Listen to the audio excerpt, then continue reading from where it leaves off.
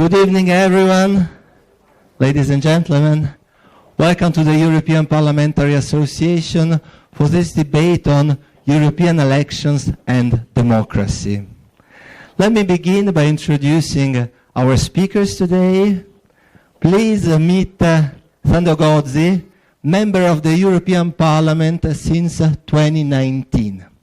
He comes from Italy, but he was elected in France on the Renaissance list.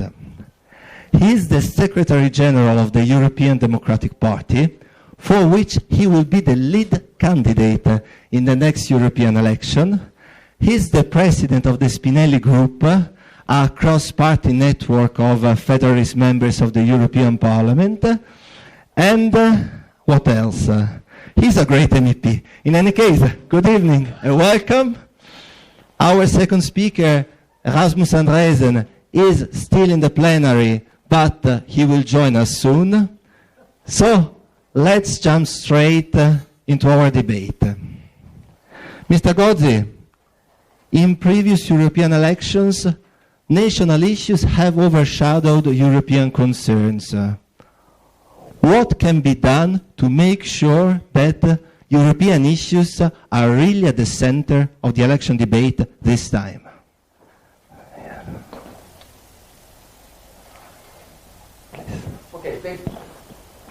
Okay. Thank you very much for this invitation, and thank you very much for this beautiful presence here tonight. You haven't said that at 9:15 Mr. Gozi has to leave. So let's be brief and to the point. Okay, absolutely, that's right. I mean, this is a key question. The first answer is doing an initiative like this, doing an initiative like that, like this tonight, is going certainly to help to increase the participation at the European elections. So the first answer is continue to do this kind of initiative until the 9th of June. The second, more difficult, is that this is a problem which we have in every election. And we have this problem of the participation, the turnout in the European election, each elections, because of structural problems that we have in the way the European democracy is organized. That will be the first part of my answer. The second part of my answer is, but we have a solid argument to encourage and motivate our citizens this time to go to the polls and to make the choice on Europe. First part, what are the structural problems? The structural problem that people like me, we are still in a very tiny minority. He was recalling that I'm a former minister for one country who is elected in another country, which is a country that I know very well since I was 17 years old, but still it's another country. What did they want to do when, with Emmanuel Macron, we have decided that I would run in France? We need to build up a truly transnational politics. Today, politics is still prisoner of national dimension. We don't have a European political space yet, even if we have taken some bold step forward. We have 27 national spaces. That means that the only human activity which is still imprisoned in a national dimension is politics. Because all the rest, be it digital, be it finance, be it migration, be it not human but that affects human, climate, everything is transnational. The only thing that it is still debated, organized, focused, lived, it is. So this is the structural problem. And of course, the media reproduce national debates. So in France, Marine Le Pen and Jordan Bardella say this is a midterm election between 2022 and 2027. In France, we always speak about 2027, whereas 9th of June 2024 is before, I think, no? I think 3 years before. In Italy, the current president of the council wants to be head of the list in all the constituencies. So, I mean, there is this aspect. This is why we must first continue to fight to develop this transnational dimension of politics. And there are institutional instruments, and there are also strong political issues. now in the agenda that should push us to go toward the direction. The institutional instrument, if this time we could vote directly and we could elect a certain number of members of the European Parliament by voting directly the European political parties, it is clear that we would have already a good element to promote a European debate on European issues.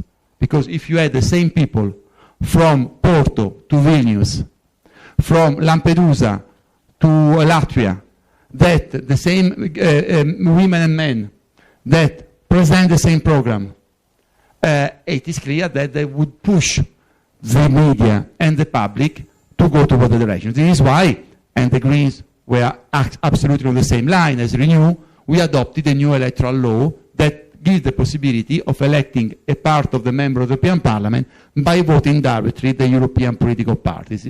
They are called transnational lists. But the Council is still divided. So this would be a structural improvement that would help to answer positively to your question. We want European debate on European issues. Then there are strong arguments this time, strong issues, because we have the war at the door of the European Union, because we have a major crisis in Israel and Palestine, because Russia and China acting more and more like aggressive empire, because we got big issues in the relations between Europe and Africa, because we have migration. So I hope, and we will do everything we can to put this issue, not the French presidential election of 2027, this issue at the heart of our campaign, and this, I hope, can favor a higher participation. Thank you very much. Good evening and welcome also to our second guest speaker, Rasmus Andresen, spokesperson of the German Green delegation. I would like to continue to talk with you about how to encourage a truly European debate ahead of European elections. We don't have transnational lists, but we have the lead candidate process that has long been considered as a crucial way to encourage people to go to vote, to make European elections more visible. Is the lead candidate process still relevant today? I would say even more, but let me start out by, first of all, excusing for being late. I guess you had a bit of the same problem with group meetings Wednesday evening, and especially my group in the Green family, sometimes they are running a bit longer than expected, and that's the reason for why I'm first coming now. And thanks, of course, also for the invitation. Well, I think the lead candidate process or Spitzenkandidaten process, one of the few words in German where everybody actually understands what we are talking about, at least if you're into European politics, is a very important part. And I also really think that with the decision of the Commission President this time to be the lead candidate of her political family, I think there is also a chance coming up. I mean, from my perspective, she's not running for the parliament, right? So she's not a candidate for the parliament. She's the lead candidate for her party for the job as a commission president.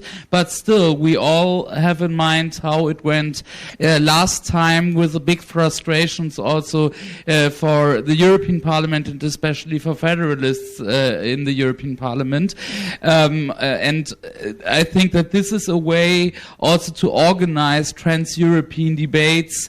There will be some organized. I hope she will participate. I hope the other candidates from other political families will do the same. And then you have at least the possibility to raise topics on a transnational level, like my colleague already mentioned, because I think that this is the most important step, how to organize political debates also on a transnational level, so that we are not ending up with 27 national debates and maybe a vote on national politics or the proper bipolarity of national governments, but that we really are like we are doing in the parliament, debating across Europe with colleagues and candidates from all member states of the European Union and civil society about the most important topics for the future. And there I think the lead candidate process is one important part. And then, as I understand you also already mentioned,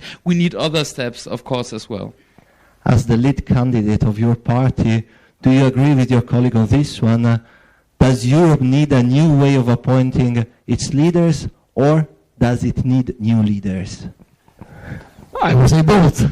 I would say both. It is clear that, I mean, if we had what we both wanted and we both fought for and we both obtained with the new electoral law in the European Parliament, that would have been a massive change. Because can you imagine, instead of having one single ballot with your national parties, you had a second ballot, so you would have two.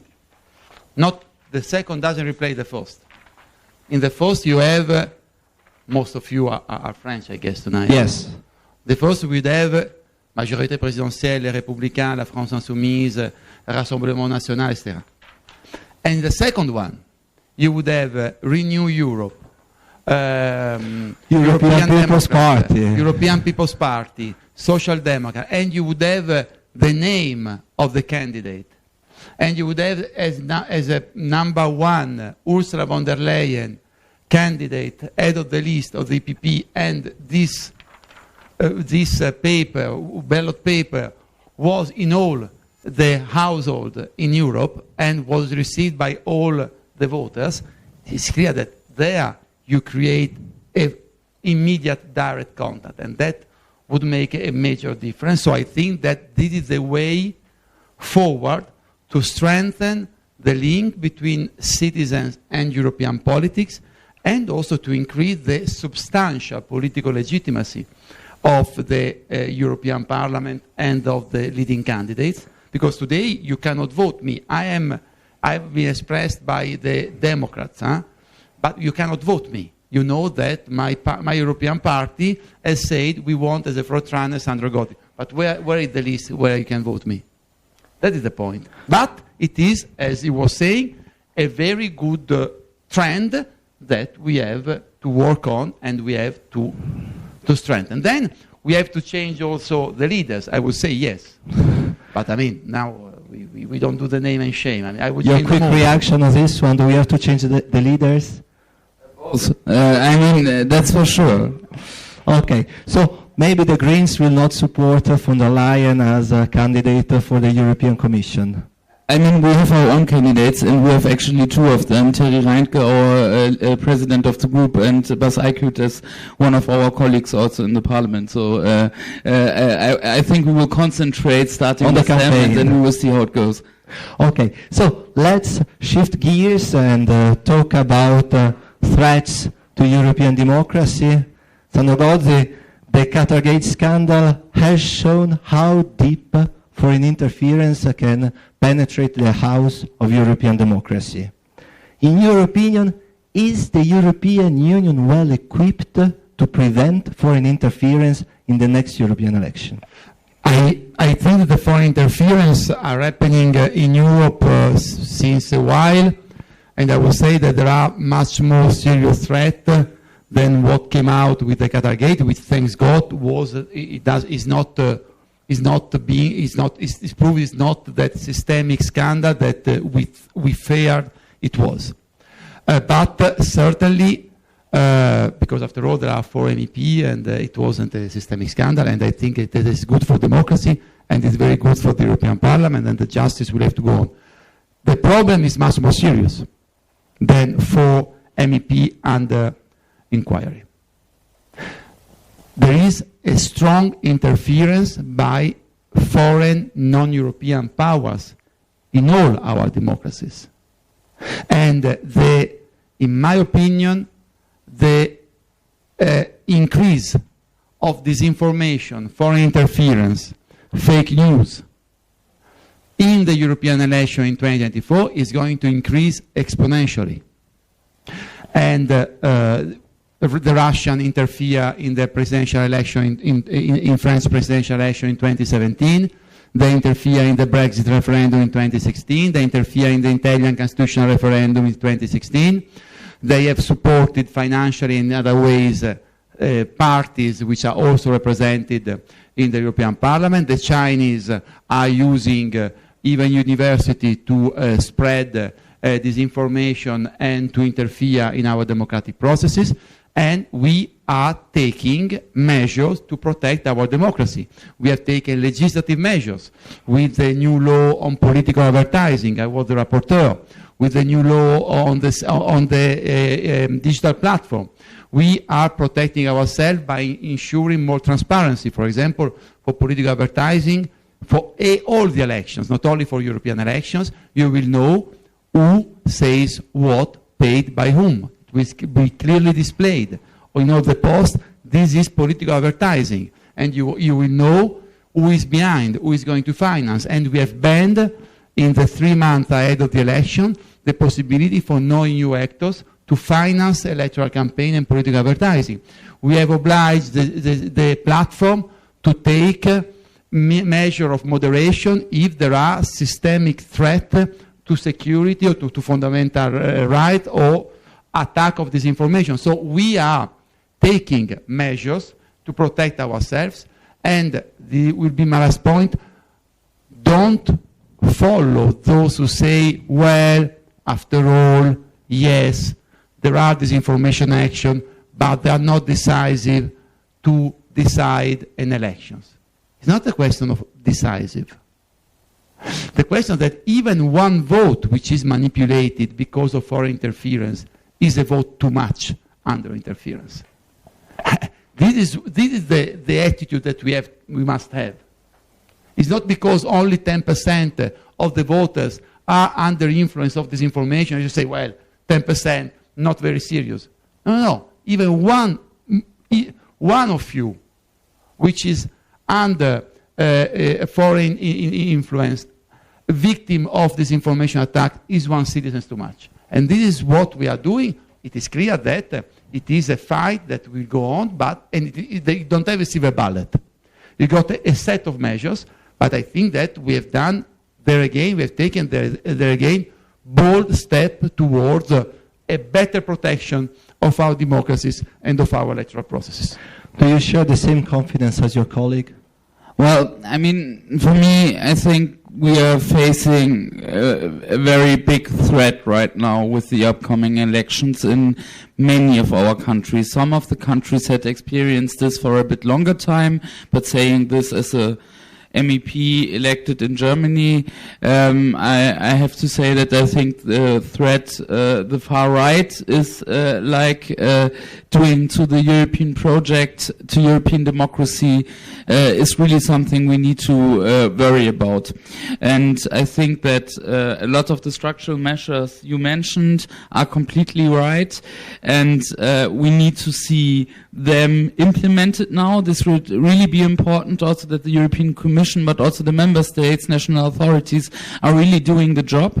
I'm also saying this coming from a party which is the party in Germany which is attacked the most from fake news, for example, from coming from, I don't know, Russia or other places. And we also all understand in the meantime how very well connected also, for example, the far right attacking the EU, the European project, European democracy, from the inner is globally connected, for example, to Russia, but also to other forces who have an interest in destabilizing us. On the other side, it's also about civil society, and I really think we have a chance with the upcoming elections. It's up to us. I mean, it's up to us politicians with our campaigns, but it's also up to all of you and to a lot of other citizens who are actually engaged or should be engaged for European democracy. And this is really where I also can see some hope on the ground, looking again to the country I know best and the developments we have seen in Germany. Germany have, like many countries, a far-right party which is increasing in popularity, right? You all know this. And then after some journalists investigated about the far-right in Germany, a lot of protest happened at the beginning of the year, and some million Germans, and I can tell you to a more French audience, as I understand, that a few million people going on the street in Germany protesting for democracy, it's quite a lot for a country like Germany. Maybe as a French, you're not impressed of the figures, but I can tell you, in Germany, a lot needs to happen before people are going to the streets, and it happened, and people are starting organizing. My party is receiving a lot of new members, and I know this from other democratic forces like the Social Democrats and so on, that they have the same, they are experiencing the same. And this means that like there is a lot at stake, but that like the outcome is not written down in paper right now, but that we still can do a lot to change also the outcome of the elections and to ensure that that an increase of the votes for the far right, as some of the expectations are telling now, are not happening, not in France, not in Germany, not in other countries. And then we still have a possibility also to build pro-European majorities in parliament. The agenda of more and more far-right parties targets you directly as they combine green backlash with democratic backsliding. What can be done to fight this anti-green authoritarianism? In a few words. You, yes, again. Okay, I would say it's important to mobilize. I think also it's especially important as a member of the Green Party to connect important climate policy with social policy, with the fight against inequality. We should not just talk about green topics, climate stuff as something which, like, some few can work with and a majority would have problems with, because this is the story the far right is telling, right? Giorgia Meloni, as leader of one of the bigger far right groups or political families in Europe, the ECR, she said that for her the main topic for the European elections, it's not about migration, it's about climate, it's about the Green Deal, it's about the fight against an ambitious climate agenda. And they are doing this division. They are telling people this is like something for few people can manage, and a lot of people will get problems if we get more ambitious on the climate front. I guess most of us could agree and know that this is not the truth. And we all know that especially climate policy and ambitious climate policy is also good for people with a low income or coming from low income households. But I think we need to get better also in understanding also the economic dynamics, which are like very important also in a time where inflation, where like an economic tough situation in a lot of member states are meaning more to the people than maybe 5 years ago, where we had a different kind of setting, at least in some of the countries. So I really think that this is crucial, besides of course also mobilizing and engage civil society, as I already mentioned. Sandro Gozi, your thoughts on the same question? What can But I agree. I think that, I mean, we have done in this term what in general citizens and also entrepreneurs ask from politics. We have taken a clear decision and set the direction. The direction is to become the first neutral, carbon neutral continent in the world. And it is a clear decision. I don't know how many times before doing this, I have been discussing also with entrepreneurs, with the business community, say, listen, tell us where you want to go. Because we need to plan our investment, we need to plan our strategy, and we need to know where you want to bring Europe in 10, 20, or 30 years. So I think that we have set the direction.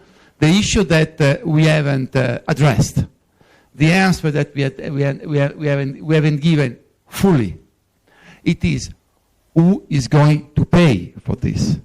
I mean, we have introduced some measure. I mean, we have introduced a special fund for the poorest part of the population for the poorest part of the territory of the European Union with the Just Transition Fund. We have foreseen financing for the young farmer to turn their farming more green. But we have to clearly say it is not the householders, it is not the young farmers that are going to pay for the green transition. We need to identify the resources, and we need to identify new resources through which we are going to accompany the green transition and through which we are going to boost the digital innovation, because the two things go together. And I think that the issue of proper implementation and new resources to finance the ecological transition that cannot become from taxpayer are the biggest priorities from our perspective for the new term. Thank you to our two speakers. The time has come to give the floor to the Young Europeans of Strasbourg, who have organized 2 workshops before the debate, and will now present the results of their work. Cyprien, the floor is yours. Thank you, Matteo. Thank you, Mr. Andresen and Mr. Gozi for having us tonight and answering to our question. So with my workshop, we actually discussed on the topics related to the institutional challenges. You have been discussing a bit at the beginning of this conference, and also the challenges the EU institutions are currently facing. And so we identified several issues. Those are related, for example, to today the veto rights to the Council, but also the fact that the European Parliament doesn't have any legislative initiative powers. You discussed also about the idea of the issue of the transparency that was revealed through the Cartagate, and those problems, those issues identified, led to some lack of trust from the European citizens, which are currently addressed by the EU institution and especially by the European Parliament through the reflection on the Conference on the Future of Europe that led to the proposal for a reform of the European treaties. But we also have discussed one issue in particular, which was the failure of the Spitzenkandidat process. The failure because in 2019 the European Council actually didn't decide to choose from the chosen candidate selected by the EPP, who was Manfred Weber. And we identified also 2 causes that explained why the Spitzenkandidat actually process didn't work in the end. The first one was because it didn't actually answer any kind of logic in the institutional power play in the EU. It is kind of a creation that was copy-pasted from the national parliamentary game. And the second one is because also there isn't really a European public space. Nowadays, European citizens don't have a space to discuss European topic. They don't feel represented, and this does not help them to get involved in the European politics. But this lack of trust and this lack of feeling of representation, you said it, Mr. Andresen, led also to the rise of the far right, or at least to the hard right and the Eurosceptic parties. And we could expect, at least in the polls in France, to the rise of the far right and to the hard right, and maybe to the constitution or the emergence of a majority inside the European Parliament, which could potentially lead also to the nomination, or at least to the candidacy of a candidate coming from the ECR group or the ID group. Recently, the EPP said they were open to the idea to collaborate with those groups. And so this actually opens a new window of opportunity, which could be actually drastic and potentially dangerous for the European institutions as we know them, especially in the context of a reform of the treaty. So my question will be, what actually could happen if a majority in the hard right majority comes into power in the European Parliament? And also, would you vote actually for a majority that comes from especially a Commission President that come from the ECR or the ID group? So this is my question. The question is simple. The answer probably is more difficult. Rasmus Andresen, over to you. No, I mean, of course not. Me personally, but also my political family, the Greens, would never support a commission which is supported by the far right. I mean, well, I mean, you know, Green parties in Europe. I mean, we are like the opposite of them. So, and like as I said before on the disinformation question, I mean, they are attacking us the most because we are the ones who are building the biggest contrast to their policy, both on climate, on migration, on a lot of issues. And this is why, I mean, this is like not even discussable. But what I think is the most important question here is indeed, and now we don't have the EPP here, but still, in France, I can maybe tell this a bit different than in Germany because you don't have any strong EPP party any longer. That's a bit different in Germany. The question is what they will do, and the question is if the program or the possibility Manfred Weber is talking about. He did that, for example, one of the biggest German newspapers, Welt am Sonntag, like 10 days ago, where he repeated that he is ready to work together with Giorgia Meloni. And then he's like always trying to split the far right into groups, and then he's always telling the ones who are pro-Ukraine and the ones who are pro-Russia. And that's like, for him, this is like the line where he splits, like, if it's possible to work together with them or not. And which is your line? What? Your line. Which is your line?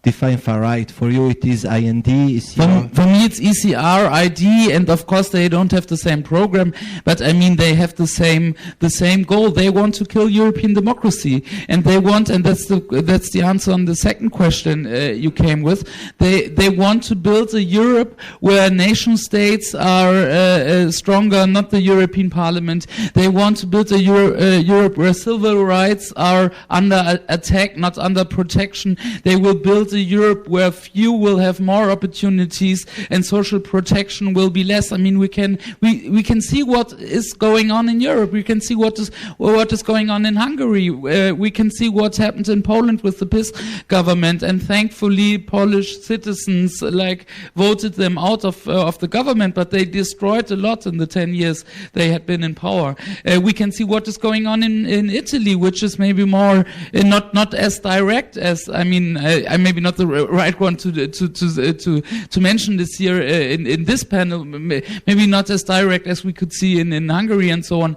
but where we also can see that Giorgia Meloni has a clear agenda, which is much different than what I think most of us or all of us, like in a federal European setting, would agree on. And this is really dangerous. And this is why I think, and that's my last point, but I think it's really important. It's not just about building majorities like we know from countries with coalition governments. Sometimes you have a coalition going in one direction and sometimes it goes in a bit different direction. That's not what it is about right now. It's much more fundamental, and this is why I really think there is a lot at stake, and we really need to be aware on the further developments, and we also really need to get a clear answer from Ursula von der Leyen what her position is on this, because I don't think she would love to work together with the far right. I don't think that she would like to do this with all of what she did in the past. But she's not really responding on questions on this, yeah. And then Manfred Weber is responding as the leader of the party and the leader of the president and the leader of the group in the European Parliament. And there, I think we have a problem. Mr. Gozi, is your red line the same of the one of Mr. Andresen? To Ursula von der Leyen, I will say, and I will say, that it's true that all roads lead to Rome, but that if she continues to go too often to the Rome of Meloni, she will not go very far. That is very clear to me. As Democrats of Renew, we will never do an alliance in the new term, a political alliance, with the post-fascist, post-Frankist, extremist right of the ECR. And to me, here, for some aspect, is even more extreme right than ID. Let's say that they got roots back in European history. Because Giorgia Meloni, we know to whom she looked at, her movement, because I don't think that Eric Zemmour can be considered a moderate conservative. And I don't think that the post-Frankist of Vox can be considered a sort of right liberal. This is this year. So when Ursula von der Leyen seems to say, I draw the line between ECR and ID, she's wrong. For me, the line is after, on the right of the EPP, there is any potential allies for us as Renew. We won't make a neutral line. The problem is that next time you should invite an EPP representative, because you should ask them what they want to do. Because the EPP is very ambiguous on this.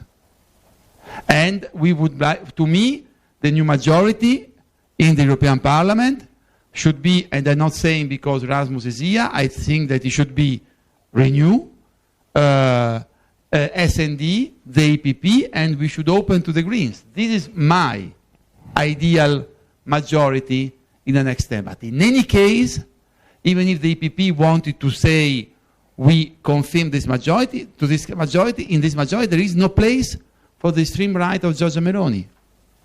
There is no place for someone who wants to restrict women's rights. There is no place for someone who doesn't allow a couple of the same sex to register their kids in the municipal list as she has done in Italy.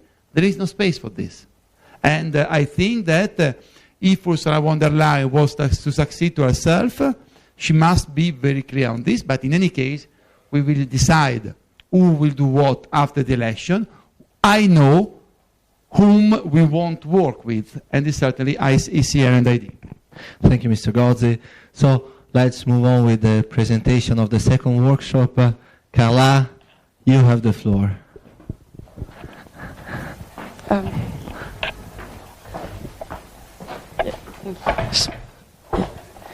It works. Thank you, Matteo.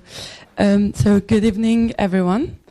So in the second workshop, we talked about the link between the youth and the European Union.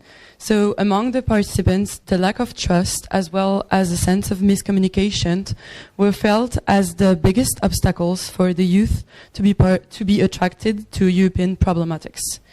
So indeed, despite the 2019 participation rate of a bit more than 50% in the last European elections, due to the rising of young European vote, the youth still feel like a challenge for the EU to conquer.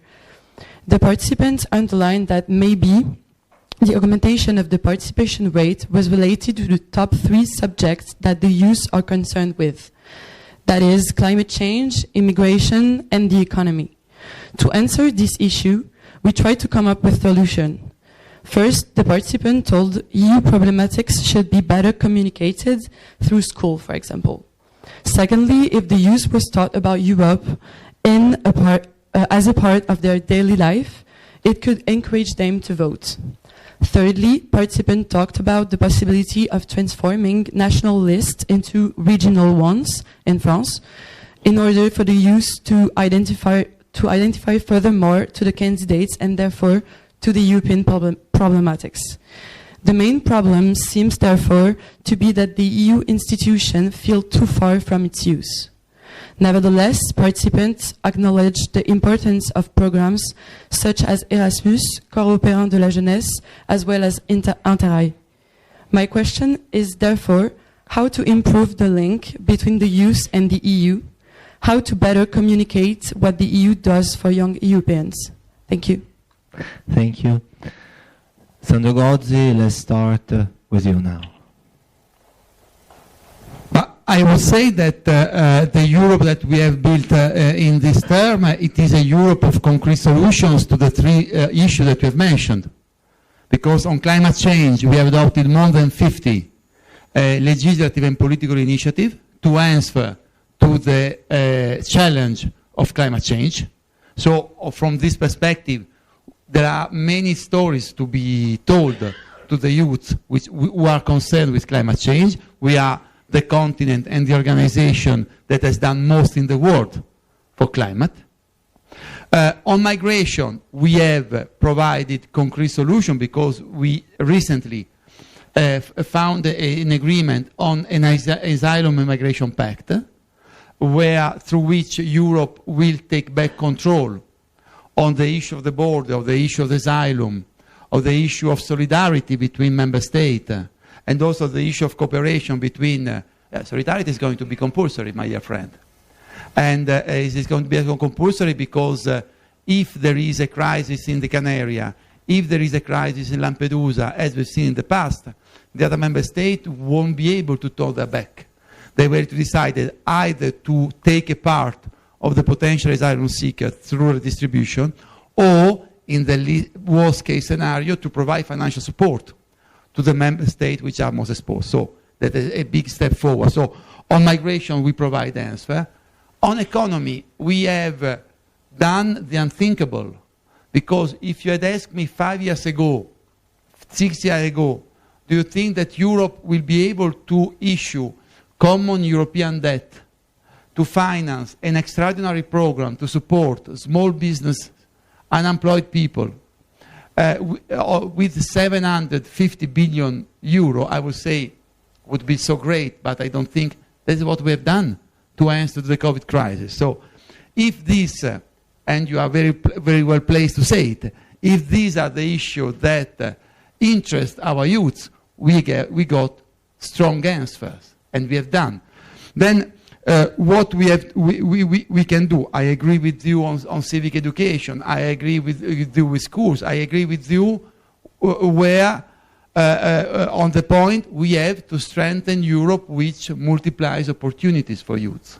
Europe is an opportunities multiplier. That is what Europe is. It has been for me. Without the Erasmus program, without the mobility program, I would never have done the path that I've done. I was, in my family there aren't big politicians, there aren't diplomats. I was born in one small village, 4,500, not in Paris, not in Strasbourg. And I've done what I've done, especially because Europe opened some door at the beginning. So we have to multiply by 10 the resources devoted to Erasmus program. We have to generalize in Europe and pass culture. These are also the things that we have to do. So on one side, talk about the specific and solid policy answer that we have provided with Europe on the three issues that we have mentioned. On the other side, to work a lot on this dimension of Europe, which is on the best opportunity for youth. Then let me tell you something that I would like you to do, and I shut up. Don't take Europe for granted. And now, unfortunately, that we have war at our doors with the European Union, don't take Europe for granted. Don't take rule of law for granted. Don't take fundamental rights for granted. Each generation has the duty to fight for rule of law, fundamental rights, and for Europe. And at the moment where you think that is done, that it is granted, you risk to be the beginning of losing them. So this is my request to you, younger generation. Thank you, Sandro Gozi. Rasmus Andresen. Yes, I agree with all of what the colleague said, so I don't need to repeat. I know normally politicians are repeating each other because they love listening to their own voices, but I would try to do it differently. But I would also like to add a bit. I think that European institutions are not good enough to communicate to different audiences, meaning also to a young audience, right? And this is, I think, really important that we are like speaking to all European citizens, and communicating to young people is different than speaking to people who are at older age, or people like with different backgrounds, also educational backgrounds. This is also something we need to address, so that not like just people like who maybe studied at the College of Europe can follow what we're actually doing in the European Parliament and in the other institutions. And I think that there we have a lot of challenges. And when I'm, for example, back home in my region in northern Germany, I'm half Danish, half German, so I know very well also a bit of the debate going on in the Nordic countries. Then a lot of people really don't understand or even don't know what we are doing here. And now going on the campaign trail, sometimes it's more about explaining European democracy and how the institutions are working, and I don't really have time to address my policy because it's more about like doing some information session about European democracy, and this is important as well. But I also think that also our institutions, the Parliament, the Commission, the Council needs to be better in communicating, for example, also on social media platforms. I think also this had already started, but I just would like to mention this here because I think this can help a lot. And I also know that the Parliament, for example, have a collaboration now with some of the social media platforms we all don't like, but most of us are still on the platforms, and they will also do some work together on making aware of the elections coming up, making aware of what the Parliament is, and so on. And I think this is really a good idea. But on the other side, it's not just about communication, and I think it's also not just about what we had done in the past. As I said, I agree, but I also think we need to address this in a forward-looking way, meaning that on a lot of those topics you already talked about, and I could mention some more, there is really a lot at stake. On climate, for example, we started being more engaged and more ambitious than most of the national parliaments, but we haven't finished the work. And majorities can also change this once again if you're like caring for climate. And the same is, of course, also true for other topics. And then I also think we need to address the economic situation and also the mental situation of young people. You didn't mention that, but I know that for a lot of young people struggling with mental health issues since the pandemic, struggling with economic problems, having questions on their own future, I think this is something where which has a lot to do with the work of what we are doing actually in the Parliament or in other institutions as well. But I don't think many people really know that this is also like a huge topic, or could be a huge topic also for the European institutions, and not just at the national level, where of course some of the policies also needs to be addressed to. And this is really something I think, not just like with looking to the pandemic and what we did there, but also looking to what we need now as an economic response. Should we cut Erasmus and Horizon as the head of governments, no matter if it's Emmanuel Macron or if it's Olaf Scholz or if it's like the Danish one, Mette Frederiksen? They all decided to cut some of these programs, not to invest in our future more, but to cut important programs. Or should we do it differently? Should we do it a bit more than Joe Biden did in the US with the Inflation Reduction Act, with a much more ambitious agenda, also economically? And this is something I think we need to address also in a way that explains why this is important. And it's not just like, I don't know, a debate we can do here, but it's a debate where people like in my constituency, in your constituency, really also has it has an impact for their life and for their daily lives. And this is really something where I think sometimes we are not strong enough in doing this, in transferring what we are doing here to regular citizens, not reading a lot of political playbook newsletters in the early morning hours. And this is really something where I think that now with the campaign, with the election coming up, we really have a chance also to do that differently. Thank you to our speakers. The time has come to give the floor to our audience. Please raise your hand if you have a question. We'll try to collect a few questions. So please raise your hand. I don't see it. Thank you very much, Matteo. I will briefly present myself. My name is Stefan Rakic. I am speaking in my capacity as a PhD candidate at the University of Strasbourg. And Mr. Gozi, the topic of my research is precisely the solidarity between EU member states as a constitutional principle of the European Union in the field of asylum and migration. But, however, my question is actually going to be really, really simple because we did have a detailed analysis here. Recently, I read a report from the European Council on Foreign Relations that projects that the ECR group is on track to potentially become fourth, or if Fidesz aligns with them, maybe the third biggest political grouping in the European Parliament. I would simply like you to comment on that, as you are a Spitzenkandidat of the Renaissance list, which actually currently occupies the position of the third biggest political grouping in the European Parliament. Thank you very much. We'll collect a few questions. So, next one, please. Go. Oh, okay. Thank you for presentation. So I have two questions. The first one, you talk about transnational lists. I would want to know how it would work in practice for the election campaign. Do you mean that does it involve meetings for the European candidates in different EU member states? How will happen for the European debates? And my second question is that you mentioned about green transitions. And in the context of the European elections, there was the rise of farmer protests. Some European leaders call for a normative pause. What do you think about that? Some say that the Green New Deal went too far. Thank you. Next question, please. Yes, hello. Thank you for coming here to speak. My question is rather for Mr. Andresen.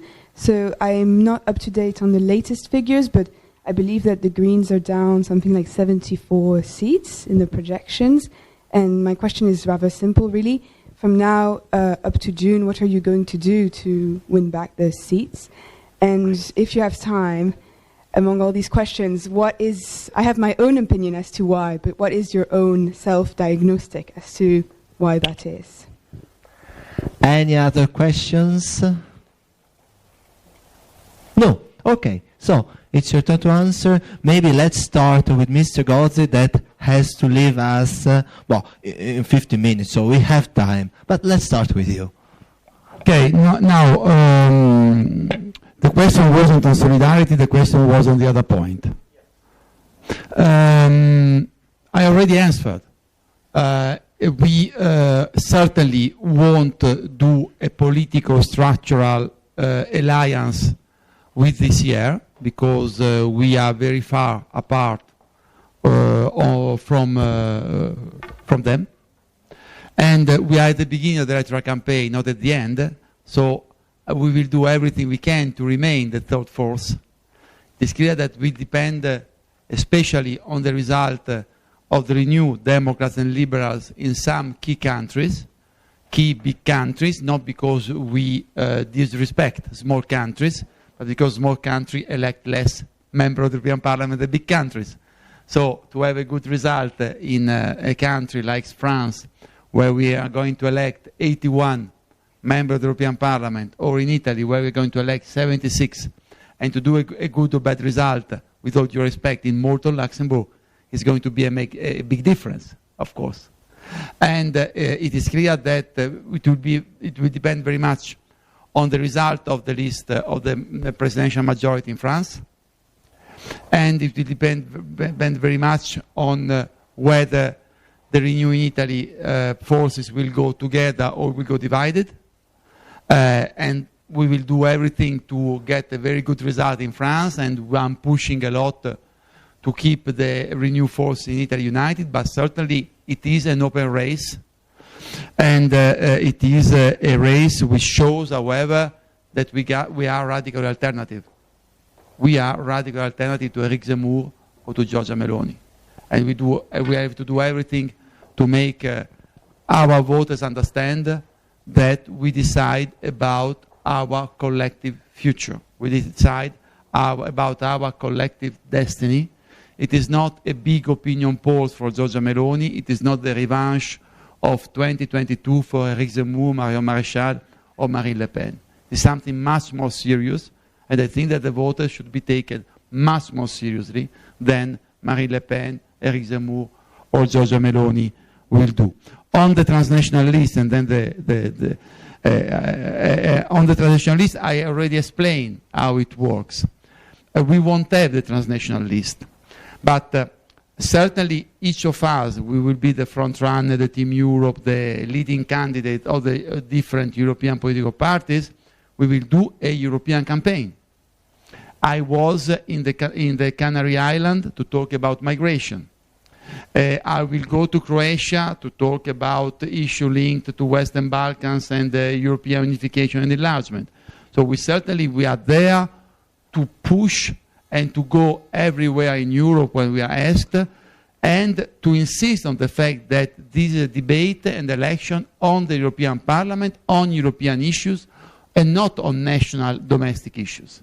It is clear that if we had already the transnational list, as we have formally proposed, because for the first time in the history of the European Parliament, we have managed to adopt a European electoral law, which gives the possibility of directly voting European political parties, of electing a certain number of MEP, of members of the European Parliament, by voting directly the European political parties to transnational list. If we had this Europeanization of the debate will come automatically, because if in every country you had beside your national or regional list a European list where you have as a candidate only the European political parties, when you would have the names of all the candidates coming from 27 member states, when you had the name Rasmus Andresen, leading candidate of the Greens, and not only in Germany, but you will see his name in Italy, Malta, Luxembourg, Ireland, it is clear that the public, the media and the public should be obliged to say, hey, what does this mean involved? What these people want to do? What is the program for Europe of the Green, of Renew, of the Social Democrat, or of hier? You see, so but de facto, we would drift the attention critics from the national domestic issues to the European issue. And the critic that would make Europe even more far, it is forced, it is exactly the opposite. This would create a direct political and therefore emotional links between the European part in the European politics and the citizens, because we should debate around the continent on the same issues, and therefore we would bring closer the European Parliament to the citizens, because we are elected directly by the people, but in the absence of this transnational political dimension, in a situation where the European political parties, and I'm the second-gen of one of these parties, are more confederation of national parties than truly European parties, truly political parties. And why? Because nobody votes for them. So all this would help the civic dimension, would help the political dimension, and believe me, would bring closer the European issues and the European institutions to the people. And this is why we as Renew, but I know also the Green, we have been fighting and we are going to fight, I hope also the Green, in the new term to achieve this result. Rasmus Andresen. Well, I mean, let's start with the question on the green transition and the protests from the farmers. I fully understand that there are a lot of farmers frustrated and protesting against politics at the national level, at European level, because I really think they have a reason for being frustrated. Because if you're looking on how the profits, for example, in the food sector are distributed, then you can see that like there are some few big companies dominating the market, both on a global level but also at the national level. This means that like others are dictating what kind of prices like the markets are setting, and this means that a lot of farmers, especially them who have like small businesses, have a lot of problems, and this had been going on for a long time. Do I think that like stopping with like climate measures is the right answer? I believe not, and I think you're not expecting me as a green politician arguing for that this is the right way forward. Actually, I think you could argue for that looking on the current agricultural policy at European level, not really much happened this term. I mean, there are even like a lot of my colleagues being in the Agri committee arguing for that like some of the regulation we voted on in the parliament, we didn't support as Greens, but still a majority supported, did a lot of things worse because it got delegated to the member states. The decisions got delegated to the member states, meaning that like it was up to the Polish government, to the German government, to the French government to decide.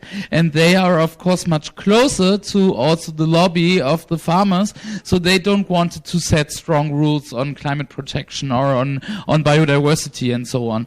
So I don't think what we need now when it comes to agriculture is to stop all measures we need to see implemented. The climate crisis is not stopping, it's ongoing. And yesterday we got a report from the European Commission mentioning that like we are not doing enough. So we cannot stop some of the things already planned. We actually need to do more. But we also need to discuss and to decide on how, for example, profits in the food sector are distributed.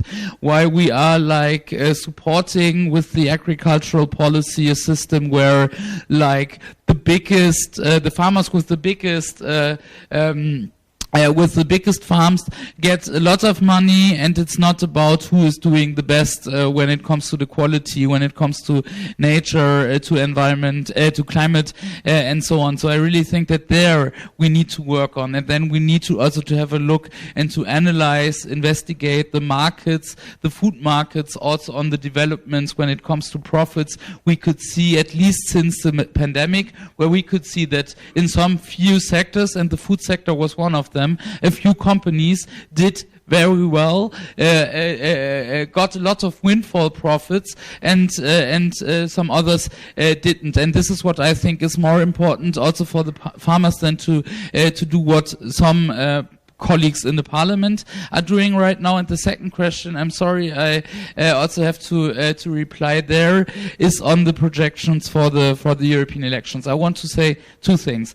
I think, first of all, it's clear for everybody, 2019 in a lot of our countries, fighting global warming, climate change had been the topic for all of the people, or many of the people. You saw big protests on the streets. For us Greens, especially the developments in France and in Germany are key, because we have our strongest parties are in those two countries, and there had been a lot of movements on the street, and this of course helped us a lot to mobilize a lot of voters, young voters, but also other voters caring about the climate. Situation have changed. Other topics are dominating much more the political agenda. Topics where a lot of voters maybe doesn't connect them to Green parties. As a German Green, part of the German government, with the foreign minister and so on in office, I have to tell you that like we are not just good in dealing with climate protection, we also have strong policies on a lot of other elements, but it's up to us, of course, to communicate this also better, and to campaign in a way that like people also see what kind of ideas we have also on other topics. And the second thing I just want to mention is the situation in the member states are quite different for all of our political families. We have some I mean, you know best about France, right? We are not polling as well as we did at the last elections in France. We are polling a bit weaker in Germany. We are going up again right now. And there are a lot of other countries where the situation is different. There is a new Green Left party in Spain coming up, Sumar. They are part of the government there. We are expecting getting more MEPs from Spain. Now we have one. We have a lot of new green and civil society democracy parties, movements in Eastern Europe. Well, last time they all went to Renew. This time we are expecting some of them to join the Greens. So there are some developments where we really don't know where we will be at the end of the election campaign. It's different to have like projections at the European level with a lot of different developments than have it on a national level where you can poll it much easier. That's like my last thing I wanted to come in with. Wait and see, but the time has come to end this fascinating conversation. After everything we have said tonight, what is your message of hope for the future of European democracy, but also to future generations? The two things go together. But the future is in our hands, huh? The future is in our hands, the future is in your hands, the future is also on what you will do the 9th of June. The future is being together committed to reform the Union, to unify the continent. This is something that our generation is called upon to do. And my message is let's assume our responsibility, because it's the best way to prepare our future. And history has accelerated. And it is not the generation who decide when history accelerated. It's history that when accelerates, decide whether the generations were up to the challenge and up to the task. Robert Schuman, Konrad Adenauer, Alcide De Gasperi didn't decide to be founding fathers. They became founding fathers because they show that they were up to the challenge. And today, for the reason we say, the war in Ukraine, the conflict in Israel, the new global disorder, our generations, we are different generations here, must prove to be up to the challenge. And this is the best way also to ensure your future, because your future is longer than mine. And therefore, we need you to be even more committed than we are. But it is a collective endeavor. Thank you very much. I have to rush away. Thank you very much, Sandro Gozi. Thank you very much, grazie. Rasmus Andresen. So Europe needs new fathers, new mothers, new children. What's your final message to our audience? Yes, I just would like to say one thing. I think this time, like, turning up to vote will not be enough. We need to engage before and convince people to turn up at the European elections, but also to talk to politicians, to talk about the topics you care about, and so on. Because I think that if there is a high turnout at the elections, then I think it's the best chance to get a strong pro-European majorities, and this is what is all about. And then you have different choices, I guess, on which party you think has the best program and is representing you as best. But I think this time we really need to see civil society standing up, as we saw the climate movement standing up last time, which had a big effect on what happened afterwards, both within the Commission but also inside of the Parliament. And then I'm always happy also to be to stay in contact if there are some things to discuss also after tonight. Thank you very much, Rasmus Andresen.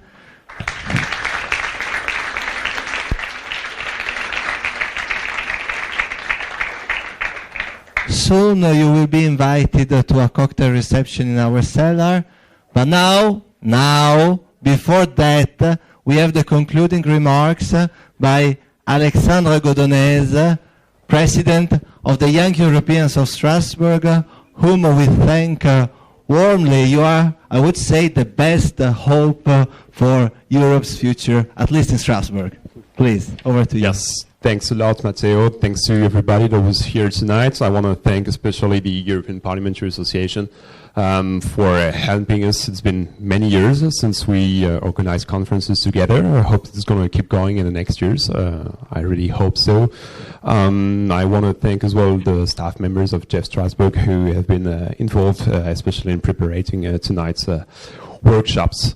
So over the many conferences that we have made together, we have been looking at what the Parliament has done in the term that is coming to the end. And so I think it was also quite a symbol that this last conference of this 9th legislative terms tries to look at also what is going to happen during the next term, which is going to be the 10th term of the directly elected European Parliament. The European Parliament needs to be able to move forward and to move Europe forward, and that's why I want to end this debate also on the report that was adopted by the European Parliament in November, the report that is calling for treaty change, which was co-signed by many MEPs from many political groups. We strongly, as young European federalists, we strongly support that report, and so that report becomes audible also for the member states. And so that we can move forward to treaty change, move forward to the right of initiative for the Parliament, to end the veto in the Council. We need the Parliament to be widely elected. This is already an official position of the EP because the report was voted, but still, if we want it to keep going, we need the Parliament to be elected by 60, 70, 80% of the people, and we need that these people give the Parliament a majority which is as strongly as possible pro-European. And this is also what we are trying to do at the moment. This is the role of the civil society, not only to tell people that they have to vote, but also later on to put pressure on the European representatives so that they keep fighting for giving themselves more rights. So this is what we are currently doing. We are running a wide campaign, the civil society, so this is mostly the Young European Federalists, the European Movement, and the Union of European Federalists. We are currently running a wide campaign. If in the 2 to 3 coming months you have time and you want to help people to know more about Europe, you want to keep sensitizing to the importance of these European elections, you can come and meet me, you can come and meet us, and we can have a talk on how you can help on making these European elections a big success. This is the role of the civil society, and well, who will do it if not us? Thanks a lot. Thank you very much, Alexandre. Thank you everyone for participating. Have a good evening and take care.